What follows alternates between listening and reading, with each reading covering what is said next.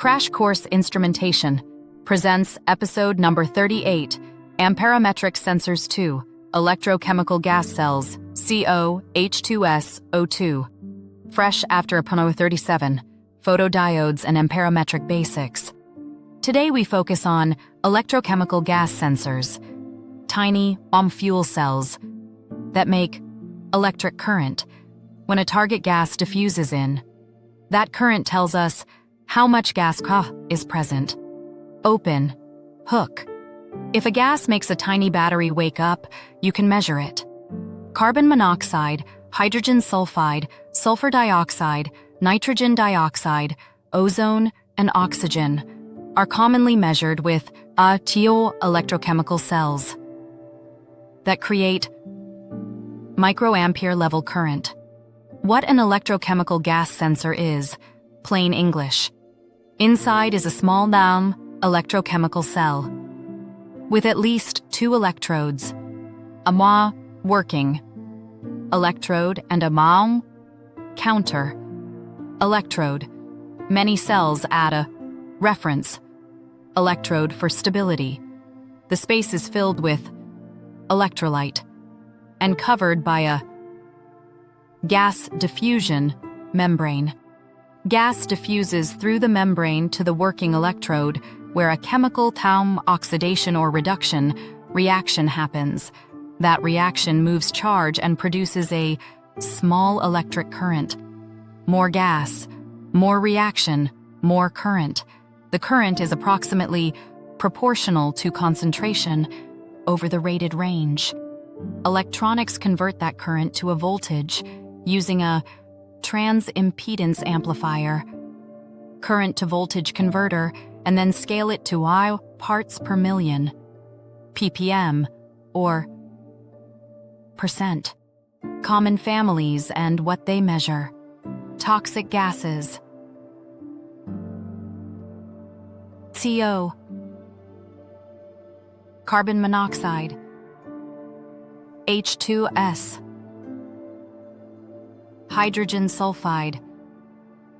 SO2.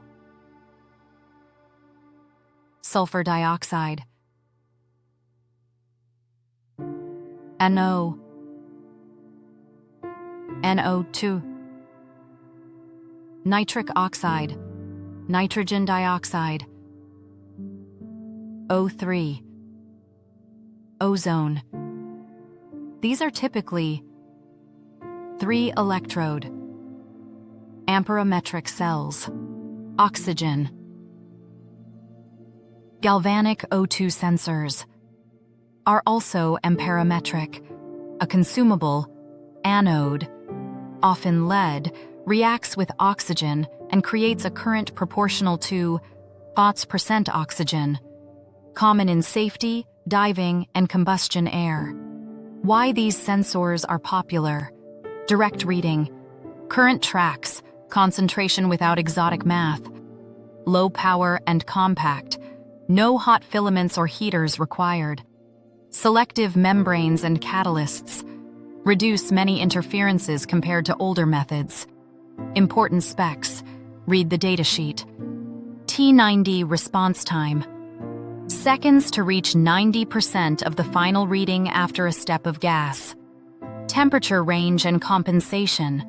Electronics or lookup tables correct the reading as temperature changes. Humidity window. Too dry can slow diffusion. Too wet can condense and flood the membrane. Service life. Months to a few years. End of life. Shows as slow response or low output. Cross sensitivity. Some cells respond to hydrogen, sulfur compounds, or solvents. Check the table. Installation and use, plain English checklist. Keep sensors sealed until installation to prevent electrolyte loss. Store per vendor. Mount in the recommended orientation so electrolyte stays where it belongs. Diffusion versus pumped sampling. Diffusion is simple. Pumped sampling lets you draw from a duct or cabinet but needs filters, and flow control. Short, shielded wiring from the sensor to the amplifier helps reduce noise, avoid motor VFD cable bundles. Protect from solvents and silicone sprays that can poison membranes and catalysts. Calibration and bump testing. 0. Expose to clean air or a Ca0 gas to set the baseline. Span. Apply a certified calibration gas at a known concentration and set the reading. Bump test. A brief exposure confirms response before use, common for personal safety monitors. Follow site procedures for gases, regulators, ventilation, and personal protective equipment, PPE. Troubleshooting, field realities. Slow to respond. Sensor near end of life, blocked diffuser, low temperature, or dry electrolyte. Low span output. Aging cell or poisoned catalyst, verify with a new sensor. False high reading. Cross-sensitivity to another gas, static pressure changes, or temperature swing. Noisy, unstable. Moisture in tubing, poor shielding, or ground loops in the amplifier card. Safety notes, non-negotiable. Never use live toxic or flammable gas without training. Use approved calibration gas, ventilation, and supervisor's procedures. Remember personal exposure rules. Time-weighted average and short-term exposure limits come from safety authorities. Check your site's standards. History nugget. Memorable.